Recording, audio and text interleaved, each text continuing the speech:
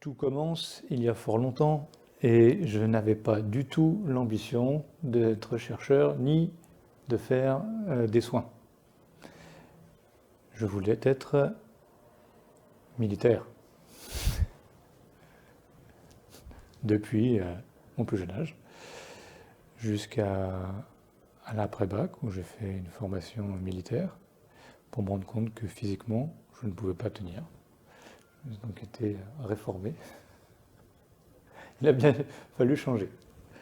Voilà. Et donc je me suis orienté vers la recherche en sciences biologiques, pour lequel j'ai fait un doctorat, une expérience américaine, et j'ai été confronté à faire des recherches de plus en plus fondamentales.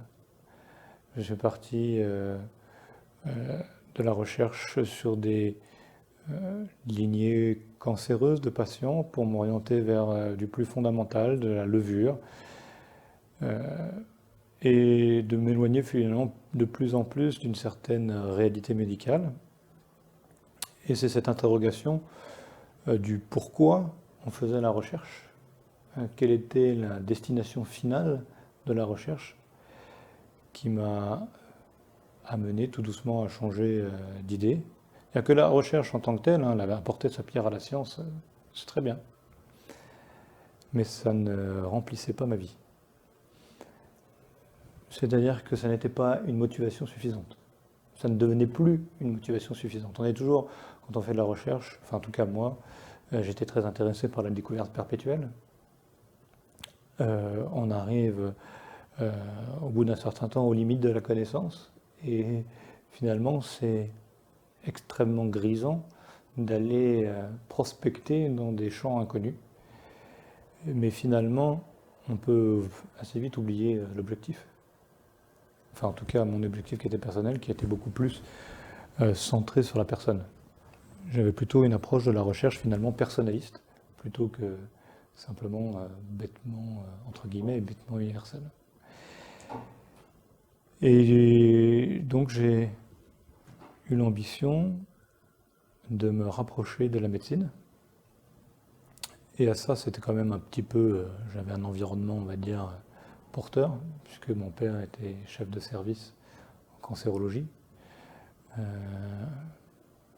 On est là dans le cadre de la PHP, donc il avait le plus gros service de la PHP.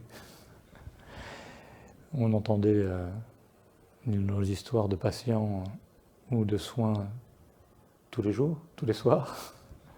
Et donc j'ai quand même baigné dans les progrès médicaux de sa recherche toute ma vie. Et c'est aussi ça qui m'a motivé, en fait, mon virage intellectuel fondamental associé à cet environnement m'a amené naturellement à travailler, à m'orienter plus vers donc, la médecine et à faire ce pas de la recherche fondamentale vers la recherche médicale. C'est là que je me situe actuellement. Je sais que ça va encore beaucoup changer ces prochaines années vers une médecine personnalisée et c'est là que je veux me situer. On va de plus en plus vraiment associer le traitement à l'histoire de la maladie du patient parce qu'on connaîtra mieux sa maladie. Et c'est vraiment, comme je sais que c'est dans les dizaines d'années à venir, ça va être ce qui se fera dans le futur, c'est là que je veux être. Et donc participer à ce développement. C'est pour ça d'ailleurs qu'on développe au sein de la structure là une plateforme de biomarqueurs dans cette ambition-là, ce qu'on appelle la recherche translationnelle. Donc voilà pour mes motivations, essentiellement centrées autour d'une recherche de la personne, autour de la personne.